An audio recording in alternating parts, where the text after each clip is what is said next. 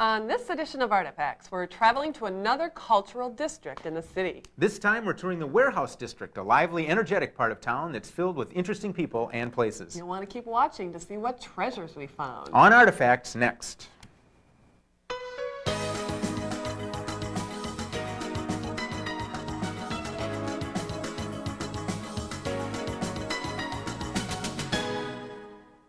Welcome, everyone, to Artifacts for August 1996. A rather august affair, I'd say. Yipes, indeed, or at least I think so. I hope she thinks so, but I do know we've got a great show lined up, starting with our video tour of the Warehouse District, and that'll be followed by my first guests, Dario, Anselmo, and Lynne Bengtson, who are with the Fine Line Music Café, one of the hottest music clubs in the district, and in the city for that matter. Then I'll welcome Kelly Pratt, who is the Director of Production for the Minnesota Film Board. The Film Board is located in the Designers Guild building in the Warehouse District. And right next to the Designers Guild is the Ford Center, where my guests Phyllis, Jendro, and Michelle Woster work at the new Riverside Press. And finally, from the Riverside of the district, Phill interviews Dale Johnson, Artistic Director of the Minnesota Opera. So a great show is on tap, and so to start it all off, as promised, here's our video tour of the Warehouse District, and then we'll be back with the folks from the Fine Line.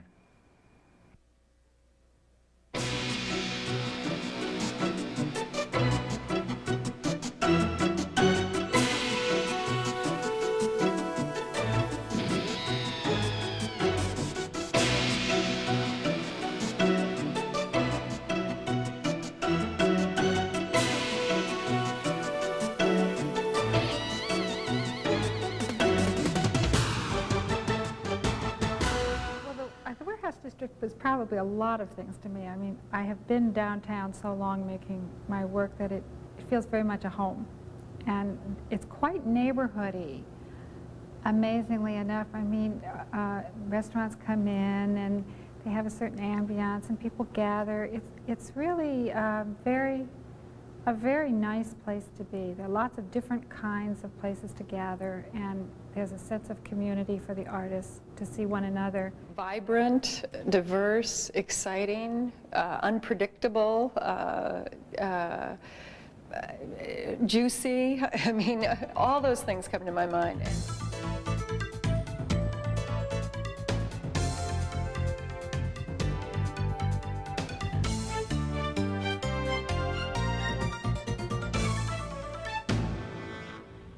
It's like parking at a theme park. Or you can step out of your car and into an area that's filled with wonderful places to play. We're talking about the Minneapolis Warehouse District, where the film and video production industry works side by side with artists, musicians, actors, dancers, photographers, publishers. And where you can come down for some great food, coffee, music, shopping, theater, or just a lovely stroll. It's all right here.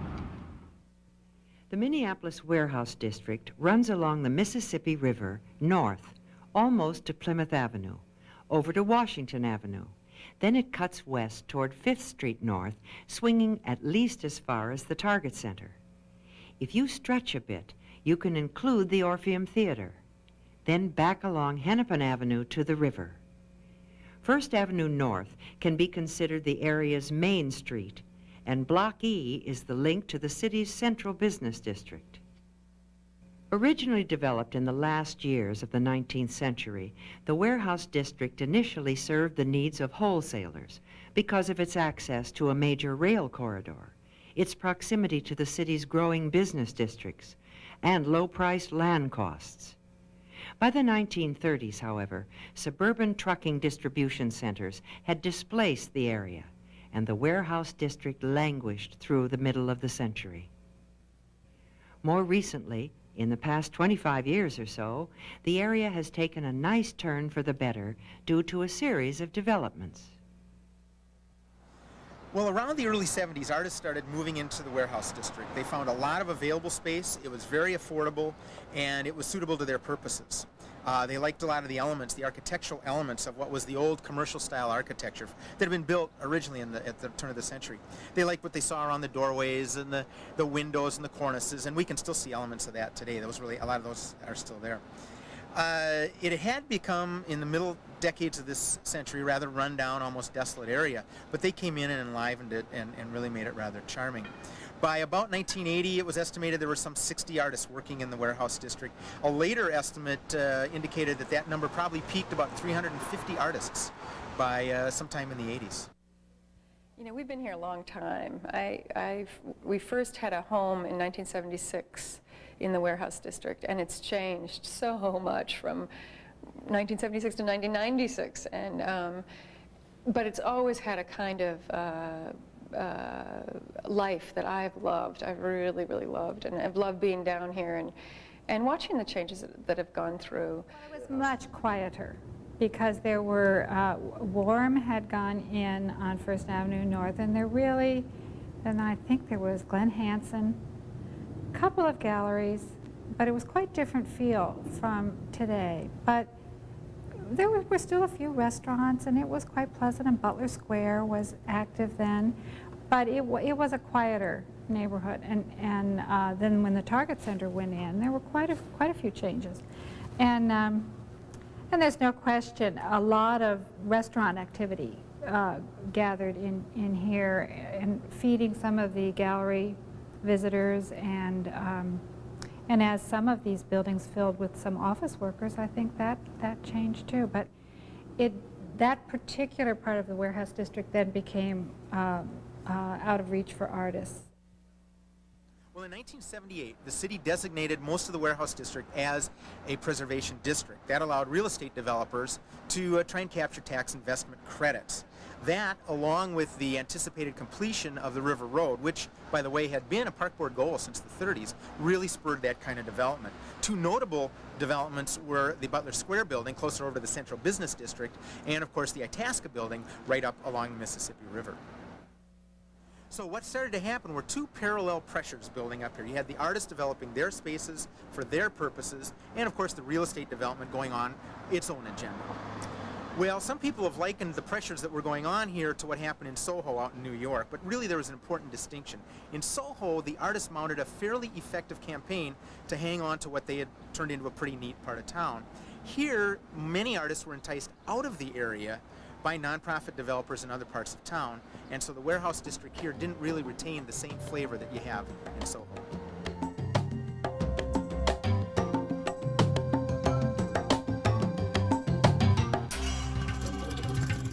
As the 80s progressed, the neighborhood made the transition toward more service-related companies.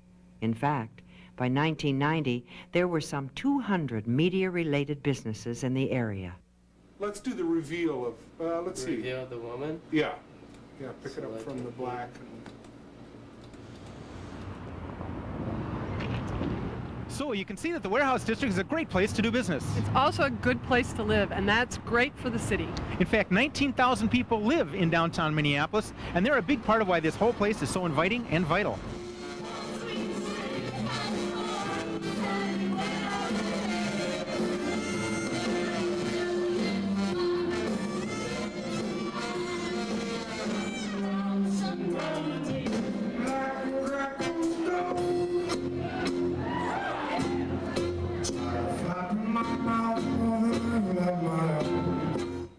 Residents and visitors alike enjoy the lively nightlife of the warehouse district. You can find everything from alternative music to reggae, jazz, gospel, and rhythm and blues any night of the week. The art galleries contribute to the area's nightlife with their traditional art walks every 6 weeks.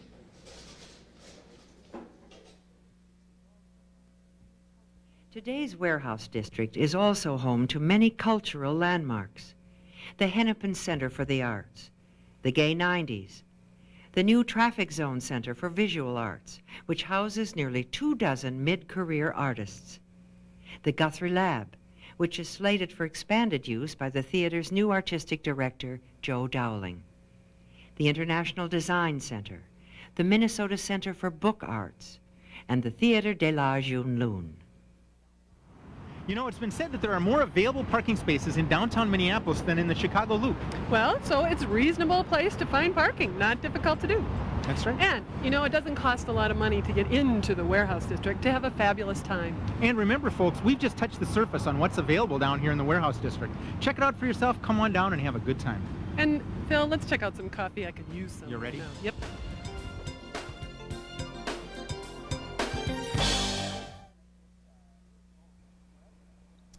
Well, that was a nice look, at least an overview at what's going on over in the Warehouse District. And we want to thank the City Cable 34 crew for their extra effort and work on that. And we're going to name names on this show.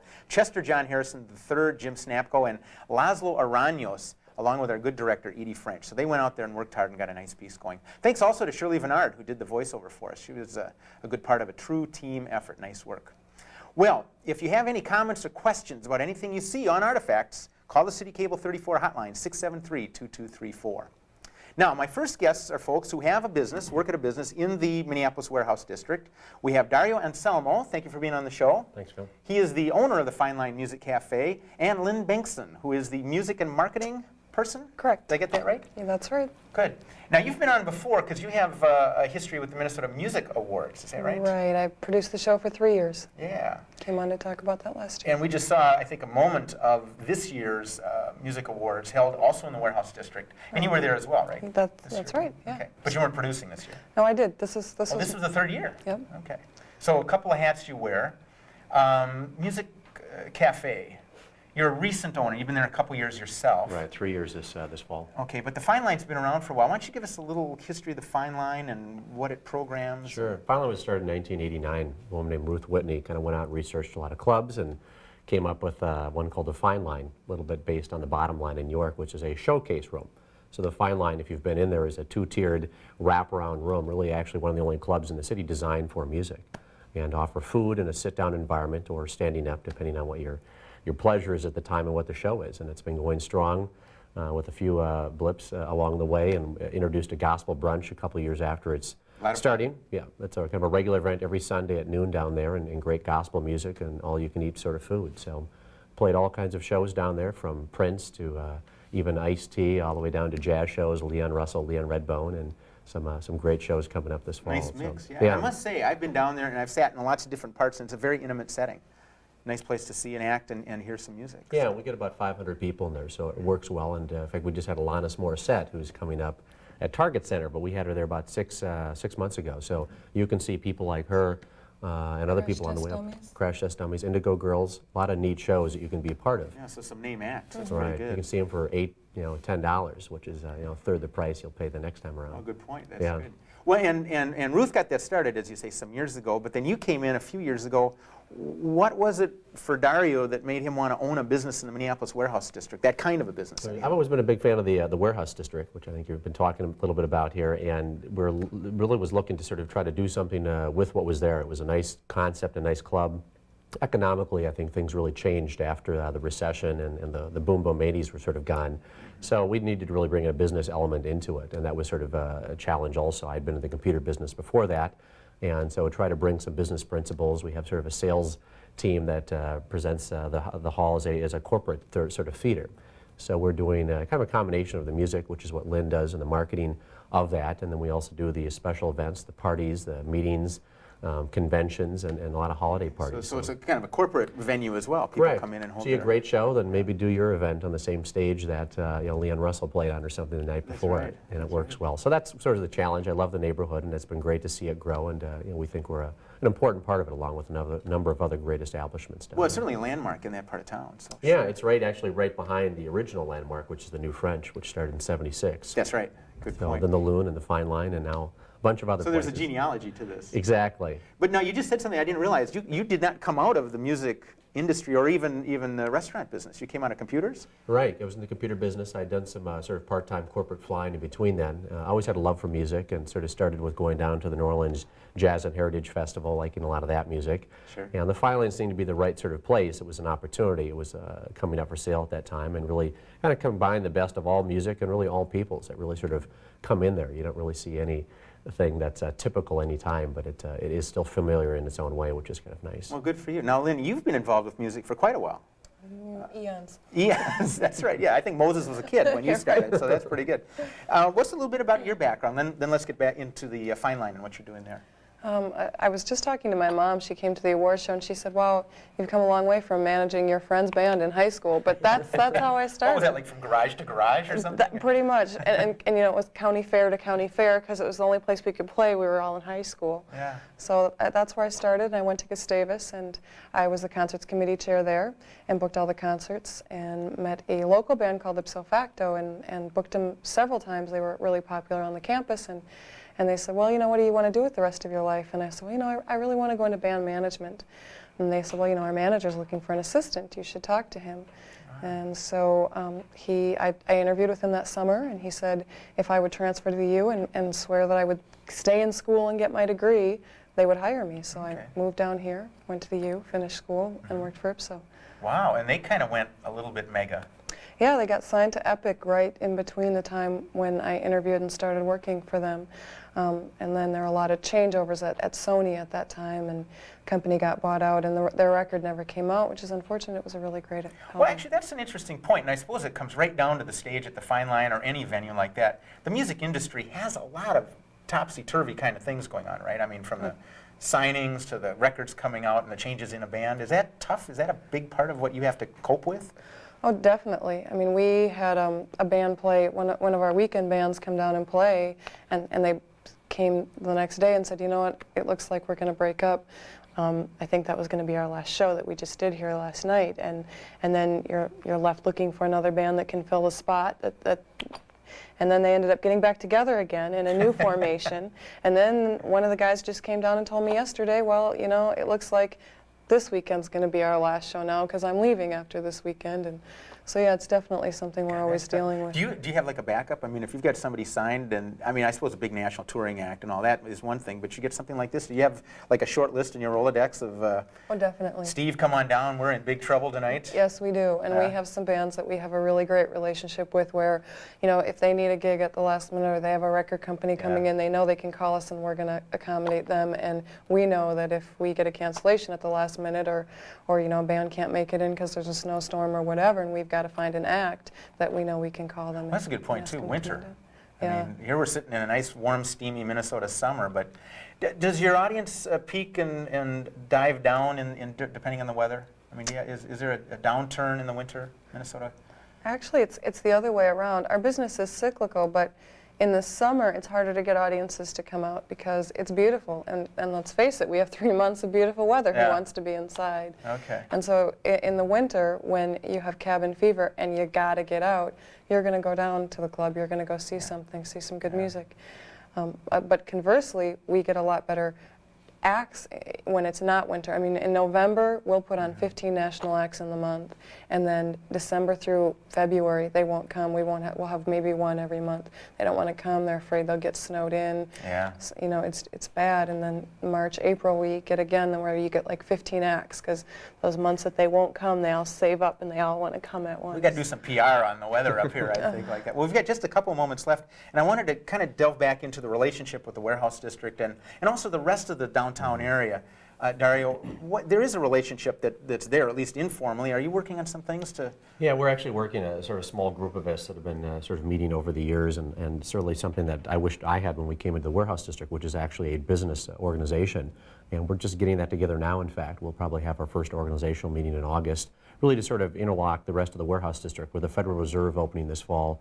That'll hopefully help bridge the gap a little bit, and certainly trying to do that with downtown is something that we're going to work with the Downtown Council. So we're excited about that. We've got some new establishments that should help play that, and I think we have enough of us together we can actually pull this off, I hope. Well, that sounds good. Real quickly, big events coming up that we can hear about, August, September? Well, we are working on a new act called Emmett Swimming, who is a Toad the Wet Sprocket style alternative pop band on Epic Records. We have the Charlie Hunter Quartet coming, which is a new jazz group coming up, and we are working on a Stevie Ray Vaughan tribute. Wonderful. Yeah. And if people want to get in touch with the Fine Line, find out about upcoming events, there's a number they can call? 338-8100. 338-8100. That's right. Great. Lynn, thanks for being on the show. Thank you. Nice to see you. Dario, nice to meet you. Thanks, Phil. Appreciate Good it. luck. Well, I'll be back later in the show to welcome my guests from the New Rivers Press and also Dale Johnson from the Minnesota Opera. But up next, our tour of the Warehouse District continues as Janet interviews Kelly Pratt, Director of Production for the Minnesota Film Board, right after we take a look at this clip from Made in Minnesota and Beautiful Girls. What do you want? I want to give you this. What is that? It's a rump roast, Jan. Come on. What do you... Paul, Come on. Can you at least open it? I really don't think I should. Do you believe this? Do you believe this? See what a man has to go through for love? It's beautiful. Paul, it's lovely. It's brown. Champagne. That's champagne. It's the newest thing. Champagne. It's not brown. Champagne. Yes. It's beautiful. Thank you.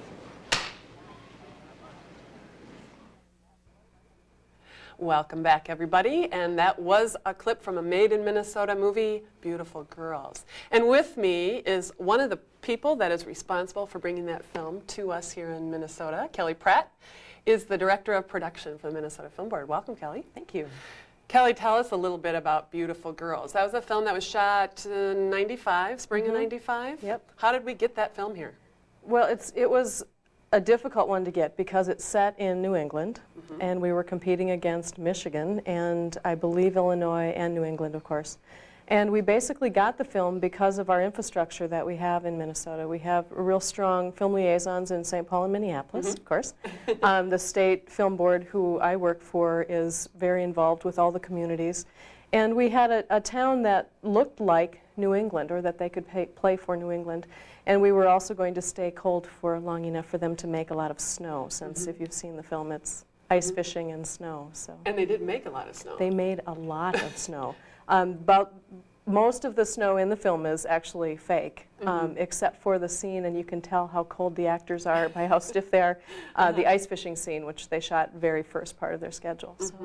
And the scene that we saw was partly in Bryant Lake Bowl. Bryant Lake Bowl, Minneapolis, yes. Yeah, we worked a little bit on that one. A little.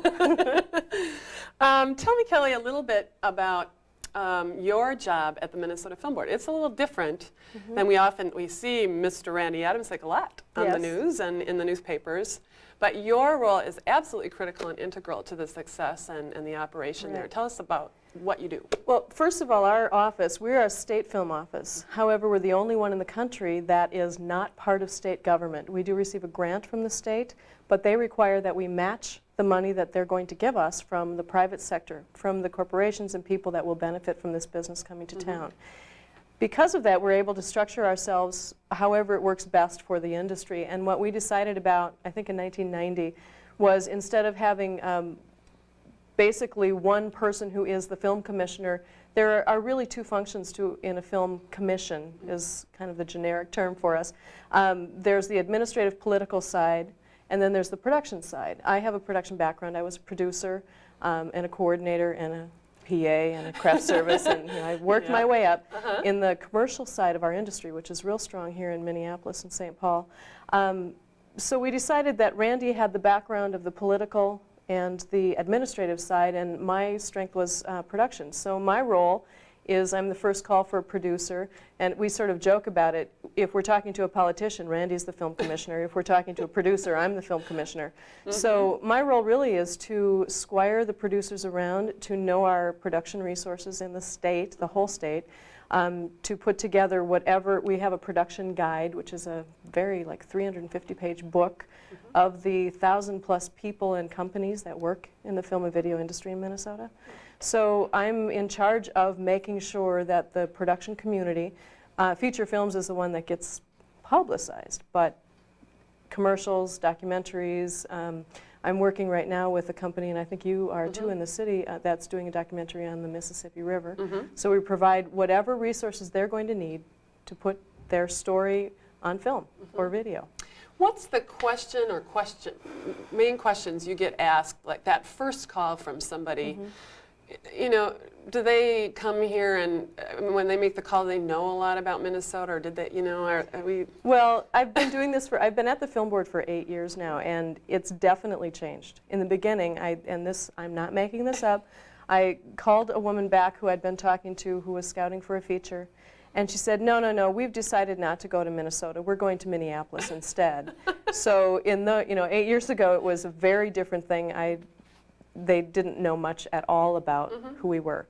Now we don't have the cold calls that we make to producers now are much easier because they've seen the films that have been done here.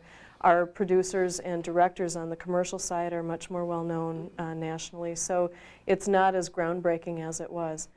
But they still think they can get ice fishing shots in June, and they're shocked when they find out that it does get to 90 here in the summer. And so the weather thing is the biggest misconception, I think. In the 80s, we had some films that were shot in Minnesota here, some success, but there's really been a turnaround since about 1990. What started that turnaround, and what do you think is the difference? Well, of course, it's because that's when Randy Adamsick and I started working together. That's but right, yes. Looking for that answer, of course. I really think it has to do with the fact that we found there was a small group of about 10 people in Los Angeles who are from Minnesota, and Minnesotans are very loyal no matter where they live, that used to go to Telly Savalas' restaurant and watch Vikings games. They called themselves the Ice Pack. And I think Randy was friends with one of them. We connected with that group and started using them to get to their connections, That group has grown from 10 or 15 now to 400. We call it the Ice Pack, and it's basically our grassroots networking organization out. They're not an organization. What are they? They're just a group. They're just there. They're just people that work in the entertainment industry, anybody from a production assistant wannabe to the head of production at Universal Studios, Donna Smith.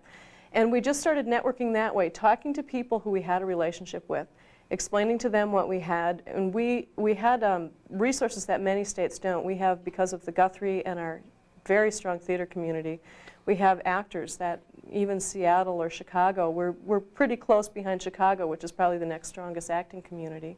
But most people don't know about that, so we started touting that. Our commercial industry has grown a very strong crew, and we have that work ethic, that Midwestern work ethic that I was told once by a producer who shot a music video at Paisley Park that he budgeted his video based on crews that he could get from the East Coast. And 10-hour days, blah, blah, blah. And our guys got it done in 8. He said he couldn't believe how hard everybody worked. When you ask somebody, you get half an hour for lunch, that's what they took. And people work really hard here. So through our grassroots networking, we just started getting that word out. What's the favorite part of your job? What do you like about it most?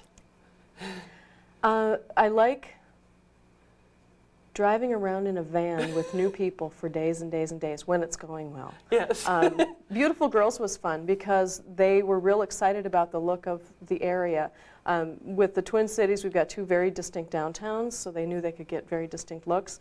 We've got farmland, bluffland, the river, everything is right within half an hour. And when it's going well, it's real fun to just sit and talk to these people, and they have great stories to tell, and getting to know the behind-the-scenes people.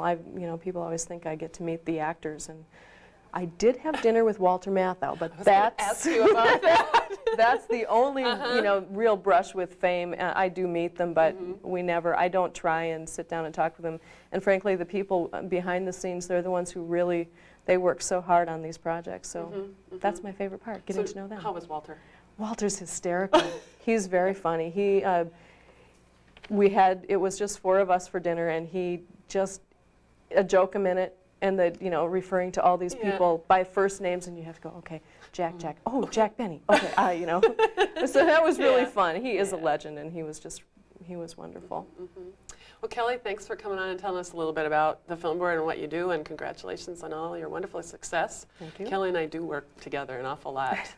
So we have a good working relationship, and I think that's part of, too, the whole deal is that the Film Board and the City of Minneapolis and now the City of St. Paul, too, we've all really come together as a team. Yes. And pulling all this good stuff off. Yeah. So, that's all for now. We'll close this segment with a clip from one of the most popular Minnesota movies, Grumpier Old Men. And then Phil will be back with Phyllis Jendro and Michelle Woster from the New Rivers Press. Be sure to stay with us, too, for Phil's conversation with the Minnesota Opera's artistic director, Dale Johnson, later in the show.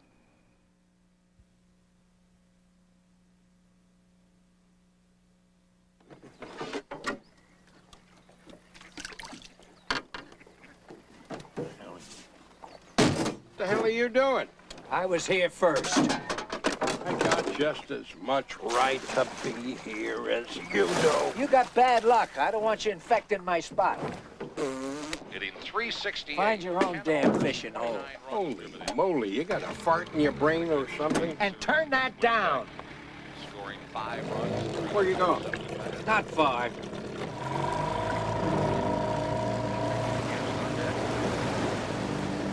What's the matter with that guy?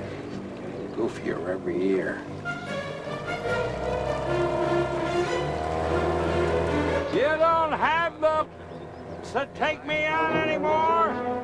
Ariel's had you neutered. Come on, let's see what you're made of, you fool. Let that be a lesson to you. You putz. All right, you chicken liver schmear. Get out of here. Well, a lot of exciting movies have been made here in the Twin Cities. I think they'll be doing Grumpiest Old Men and finally Dead Old Men or something like that.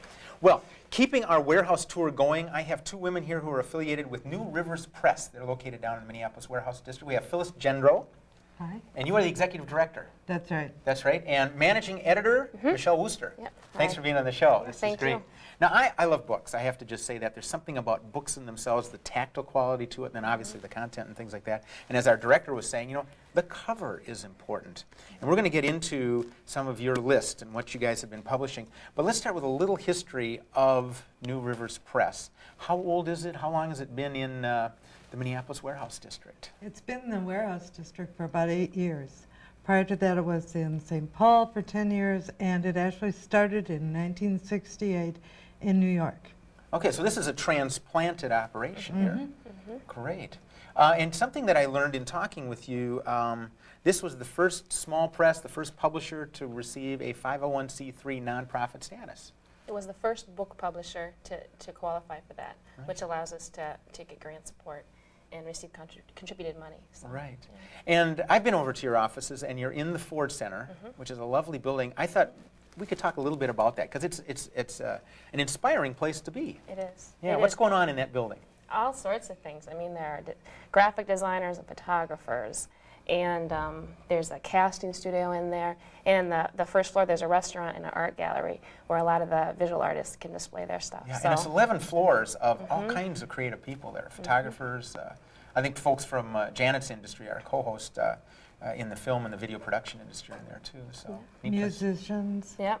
music companies, too, on our floor. Yeah, and one of the striking things I noticed when you walk in is there's ironwork in the lobbies at each floor, I think, and then up in the main lobby on first floor, all done by a building resident. Marcia McEachran did all of this. The signage is beautiful. They've really invested a lot of money in the past couple of years to fix up the building. It's beautiful inside. It's almost so. worth a tour in itself. It is. It really is. It's worth something. Well, let's shift gears here and talk about New Rivers Press. First of all, I'm puzzled. New Rivers Press. What's the origin of the name? Which rivers are we talking about here? Is this rivers of inspiration, or? I think that's what Bill Truesdale, C.W. Truesdale, the founder of New Rivers, had in mind. He started the press to publish poets, particularly, who weren't able or found it hard to have their first books published. So I think he was talking about the kind of rivers we have in northern Minnesota, which are full of life and carving out new channels and new ways of expressing themselves. Vital well springs of our culture and that sort of thing. Well, who are the kind of people, what people are you publishing? Who's on your list? Well, we publish mostly first-time writers, some more mid-career, but our mission is to publish new and emerging writers. So a lot of first books, and a lot of the people we publish do live in the Twin Cities. Our primary publishing program focuses on the upper Midwest, so we do a lot of writers from the Dakotas, Wisconsin, Iowa, and then the outer state of Minnesota as well. Okay. So. How do you find these people? I mean, is it passive? I mean, are they calling you up, or do you go out looking for them? We have a competition every year called the Minnesota Voices Project, and it's about 16 years old, and it's open only to people who live in the upper Midwest, Minnesota, and the 5 states that touch on Minnesota. And those people submit manuscripts to us. They're evaluated. It's a very hard choice. We have several hundred manuscripts, and we pick 6 each year. And one of them that was published this year is David Haynes. Yeah, which you brought here. Right. Right here. Heathens. And I'll hold it David up. also has a book by another Minneapolis publisher Milkweed Editions, and one by Harcourt Brace. So he's been on a national tour, and he was chosen by Grant as one of its top 20 young, isn't that? Novelists. Yeah, we have a hard time. Top 20 novelists under the age of 40. Okay, well, that is a tongue twister. Yeah, in 1995, yes. Wow. But it's a Yeah, great so I know, honor. I'd heard of this book, and it's been getting some press on it. Yeah, He's really skyrocketing. Yeah, so I think you're going to see his name. Well, let me hold up a couple more here. This is an anthology, I guess. This is a collection of prose poetry, and it features 120 living poets, and then there's a historical section at the beginning of the book talking about the history of the form. And there are probably 20 or so contributors living in the Twin Cities, and then all over the country, actually, and some in Canada and some Well, that's Mexico. a nice mix, so that these are folks that are interspersed nationally. So this And is there's really a nice mix, too, of people. There's one woman in there, it's her very first publication ever. Wow. And then there's Allen Ginsberg, and there's a whole range in between, so it's kind of a fun book in that regard. And I think Allen just sold his collection for about $1 million to Columbia or something like that. Wow, I'm not surprised. Now this looks like a charming book here. Yeah. Who's this? This is a book, a collection of short fiction by Anne Lundberg Grunke that won the Minnesota Book Award just this past spring. And Anne is a writer that we hope to see again, and she was very pleased to get the Minnesota Book Awards. Well, I imagine. For short fiction, she was up against some tough competition. Quite a credit to her it for is. doing this, yeah. Yeah. Now this, you were explaining to me before we sat down here, this is a fascinating author, and she's written a memoir? This is her well, that's not true. She had a children's book come out in the late 50s, and this is her second book, and she's 89. I don't think she'll mind that we tell you how old she is. Here, maybe I can turn it around, and I don't it's a know if the gorgeous camera can photo. get I don't know this, if you can see it. It just seems like a happy and charming person. She is. She's wonderful. She lived in China during the Japanese invasion. She lived over there for 10 years and taught English, and actually fell in love and married a Chinese man and had 3 kids there. And it's her memoir. She's really an amazing woman. And it's B. Exner Liu. B. Exner Liu, and she lives in Minneapolis, South Minneapolis. That's great. And we've got one more here, an anthology, again, of American fiction. Yes, and this is Alan Davis, who works in Moorhead, Minnesota, is one of the editors. Tim O'Brien, a well-known Minnesotan writer, was the judge for this. We do this book annually. We're now preparing volume 8. And this is a collection of non-published or unpublished short stories by, again, emerging writers. Some of them, I think, won Amanette Ansay won an award just recently.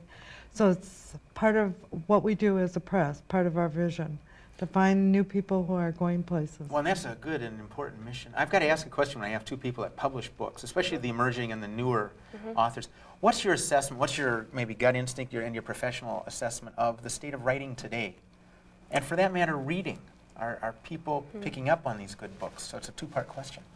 Writing and reading. Well, publishing in itself is it's a frustrating business. It's hard to get your book published there. I mean, it's really kind of sad, the number of amazing manuscripts we get every year that we can't do, even though we'd love to, because we just don't have the money. So I think the quality of writing is so the amazing. field is healthy. Especially, and I think especially in Minnesota, one of the reasons that Bill Truesdale moved the press from New York was because he's out in upstate New York, and he was getting a whole mess of manuscripts from people in Minnesota, and he thought, what's going on out there? So that was one of the reasons he moved here. He came to the field. Okay. Because the writing here especially was so impressive to him. Phyllis, what do you think? Are there...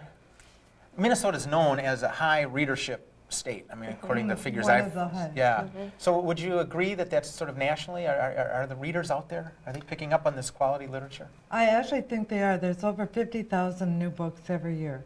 Perhaps more than that. Is that worldwide or a national figure? That's U.S. Wow. U.S. Yeah. So there's, of which we published just 10. But we'll check those off. 50,000 then. But I think that actually writing somehow is a necessity for people when they're involved in so much technology. And that's why we and publishers like New Rivers get so many requests for people to look at their writing. They seem to be more involved in that. I know there's a thought that technology means people won't be reading, but I doubt that's true. I think people still want to handle, touch, and be involved with the book in a way you can't be when you're looking at computers. I don't like taking the computer down to the beach. No. It's just not as fun. We've got just a moment left. I wanted to ask you, what does it mean? What are your impressions of working in the warehouse district? Since this whole show on Artifact is given over to the warehouse district, is there any dynamic that is meaningful to you, or is it just another place to be? We were saying earlier in the Ford Center, where we work, it's really amazing to me that the community that sort of evolved within that building of people that rely on each other for services. There's the woman, Barb Patry, I'll make a little plug for, down the hall from us, and she just designed our most recent catalog, for example, and there's a lot of networking, if you want to call it that, or just co-working that goes on within the building, and we all rely on each other for different services. It's nice. So it's like a little incubator. Definitely, definitely. Well, we've got just a second, and I want to make sure that if people want to call and find out more about New Rivers, or if they're interested in the book, what's the number they can call? 339-7114. Okay, if that you're number in Minnesota.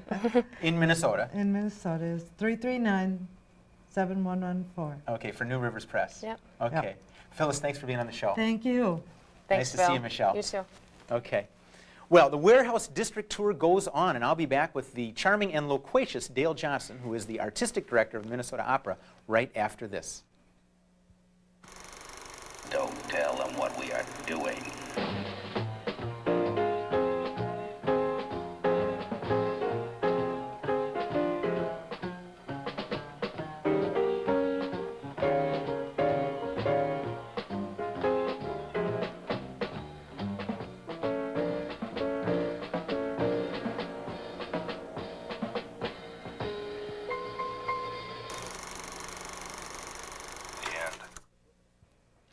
And we're back after that quick look at something that's going on over at the Walker Arts Center, I believe till the middle of September, so it looks like an interesting show. And as usual, if you have any questions about the people or the events or the companies that are talked about here in Artifacts, call the City Cable 34 hotline at 673-2234. Well, my next guest is the artistic director of the Minnesota Opera, another organization headquartered here in the Minneapolis Warehouse District, and I want to welcome Dale Johnson. How are you? I'm good. It's nice to meet you. Thanks for having me. How's your on. summer going? Oh, it's been great. Yeah. It's been great. We did a production of Tales of Hoffman, which closed at the Ordway mid-June, and so we're after that I had a great vacation. Well, mid-June was just about the end of our winter, I yes. think. So oh, exactly. we got summer. That's so it's been wonderful. Well, that's good. Getting Well, Minnesota Opera, Dale, is it's a venerable organization. It's been around how many years? We're approaching our 35th birthday in 1998. And it had its roots actually at the Walker Arts Center as well as a kind of experimental opera company, creating new works, as a matter of fact. And over the years, specifically the last 10 years, it's grown pretty dramatically from a kind of experimental venue or a kind of homeless opera company, which sort of traveled to different venues in the Twin Cities, to I think the budget's hitting around $4.5 million. Well, that's significant. Yes, a great significant increase over the last 10 years. That puts you right up there in the major category. Yes, exactly. Well, I think congratulations. we're, I think, the 13th largest opera company in the country. Well, and you came in at a time, a pivotal time, for the opera company. Why don't you describe that era? Right. I arrived here in my beat-up old Volkswagen in November of 1984, and it was, I didn't think it was any place was as cold as this place, but because I lived in New York. Touché. But New York is a kind of a cold place. Yeah, but not nearly. And when you have a Volkswagen, which doesn't have a heater. I just meant interpersonally. It was the opening of the Ordway Music Theater in St. Paul, which the Minnesota Opera was one of the principal tenants of, and it was a big change for the opera company. Yeah. Really established itself. Absolutely, yeah. absolutely. Dale, describe a typical season. Later we'll get on to this coming season for you, but how many productions and what do you do with the opera? Our main stage production season begins in January, speaking of cold, and we do 4 shows at the Ordway, 4 large operas. 3 of those operas are kind of standard operette, like La Traviata or La Bohème, very, very familiar pieces, and then the other one is perhaps a world premiere or a less familiar piece as well.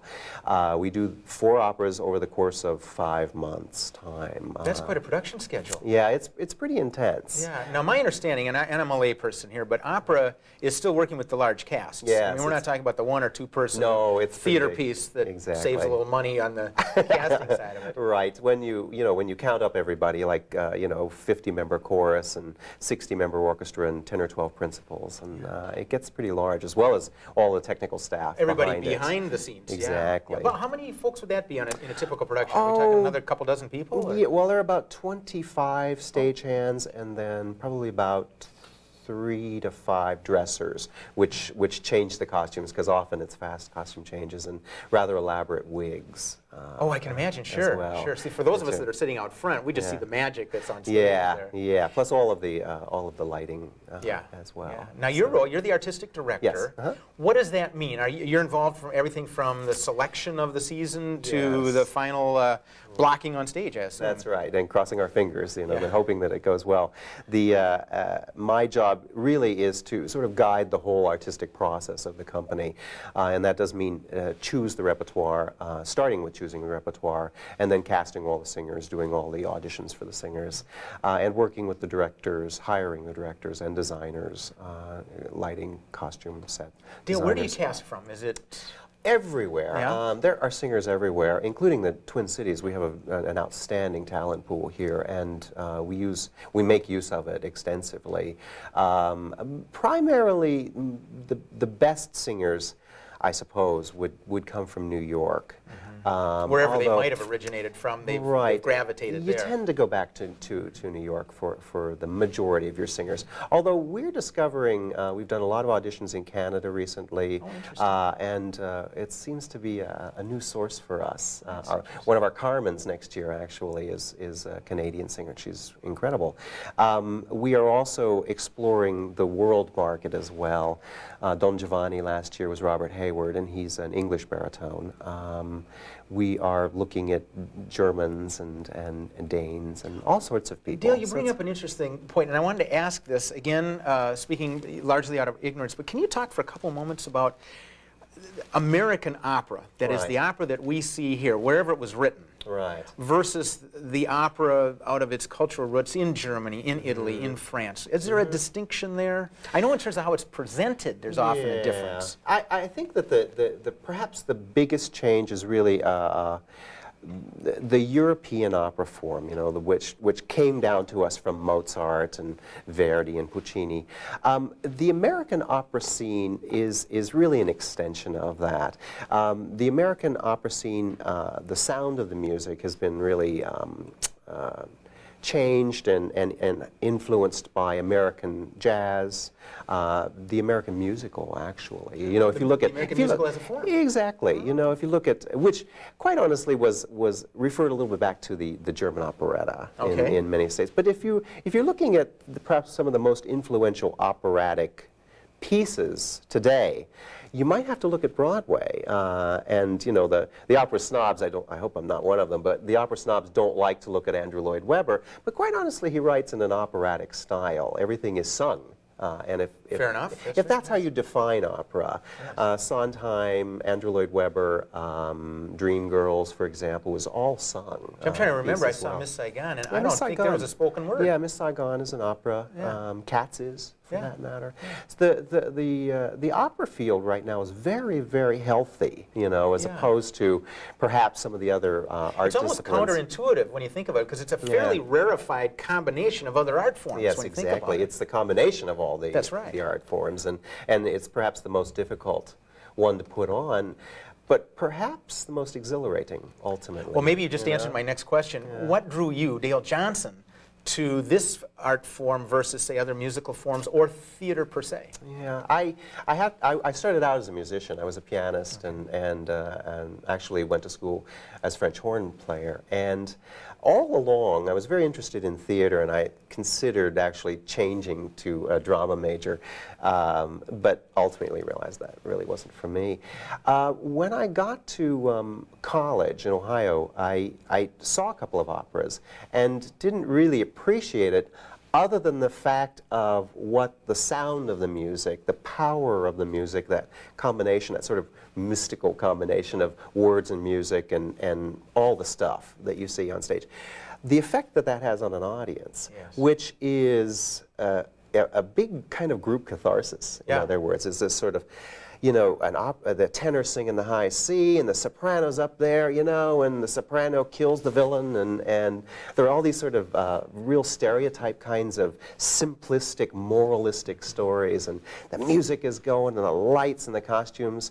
It's this exciting kind of visceral. Yeah, emotive comes to mind. It's very emotive and emotional, and the audience then, as a group, you know, rises to its feet and cheers. It's wonderful. Yeah. It's like a football game, you know. Yeah, well, it really is. Yeah. Toss that ball, yeah, sing the high C, and everybody's wailing and away. I have seen it's a just couple of Hail Marys, I think, on stage. Exactly. That's right. That's exactly it. It's very exciting, and there's that sense too. You know, you say that it's a little rarefied, and I think that opera is kind of overcoming that right now.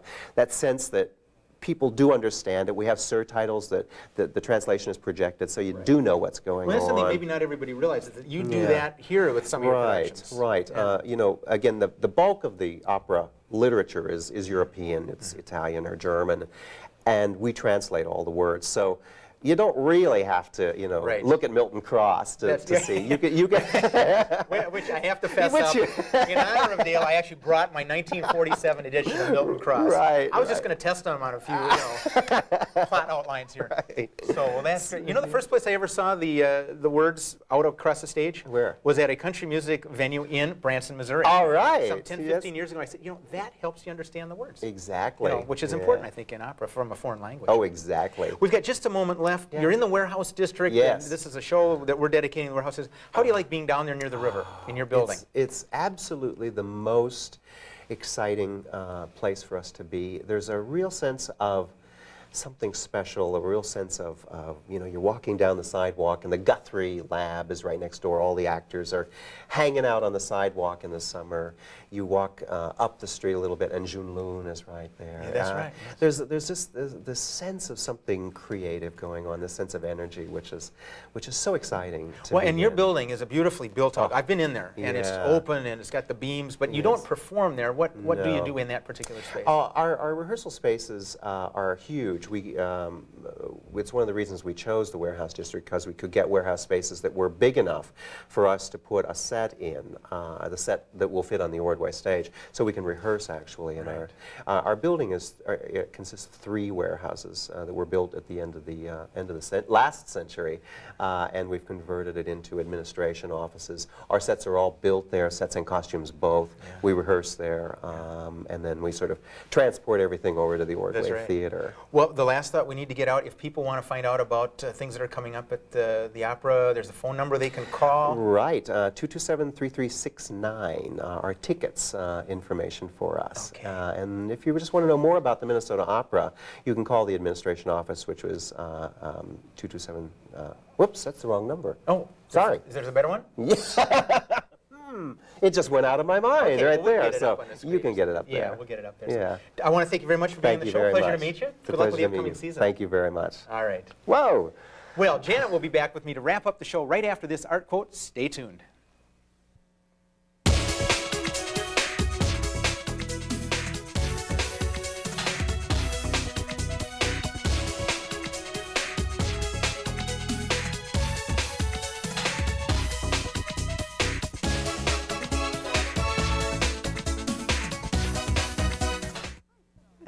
Phil, yes. Great show. Very Phil enjoyable. Always managed to get some wonderful guests on. Good people on. Yeah, Minneapolis Warehouse District. So in the next few months, a couple months from now, we're going to take a look at another Minneapolis cultural district, the Loring Park Arts area. That'll be fun. Yeah. And you have something going on. Oh, yeah. And speaking of the warehouse district, this just came in as we were about to tape. The Minneapolis Heritage Preservation Commission puts on wonderful walking tours of different parts of Minneapolis, and coincidentally, the middle of this month, August, they're going to have a Warehouse Historic District tour. Sunday, August 18th, it starts at 1 o'clock, goes for a couple hours in the afternoon, and you start at the Butler Square lobby down in the Warehouse District. So I just, kind of interesting. It's very interesting. Yeah. Another interesting note, on occasion at the very end of the show here, we like to tell people a little about some news or interesting items in the news. Yeah, a little food for thought. Jan and I both follow Variety magazine. I thought it was interesting that they covered August Wilson's presentation to the Theater Communications Group conference. Now, this was in Variety last month about something that happened in the spring. But what he did is he delivered a scathing indictment of nonprofit theater. Now, this is August Wilson, the guy who I think St. Paul kind of holds close to its bosom there as somebody that they helped nurture. He decried the near absence of resident theaters that can be considered black. He condemned the subscription system that holds theater hostage to mediocrity. And then he went on to criticize the stagnant body of critics who are more easily able to discern German neo-realist influence in theater rather than the influence of the blues or the black church. And he went on and on. It was quite a scathing and probably largely on the mark. I mean, this is a guy who studies this sort of stuff. So little interesting bit stuff about going on there. Yeah, August Wilson, darn good playwright. So yeah, and a very interesting article. Yeah. In Variety, that's is. Right. You can call us for that information, and you can call us with any other questions you might have by simply dialing 673-2234. That's the City Cable 34 hotline. That's right. I dial it all the time myself. Yeah. So. And make sure to stay tuned. We'll have our little events calendar up at the end of it. I want to thank you for watching the show. I'm Phill Lindsay. And I'm Janet Zahn. See you next time.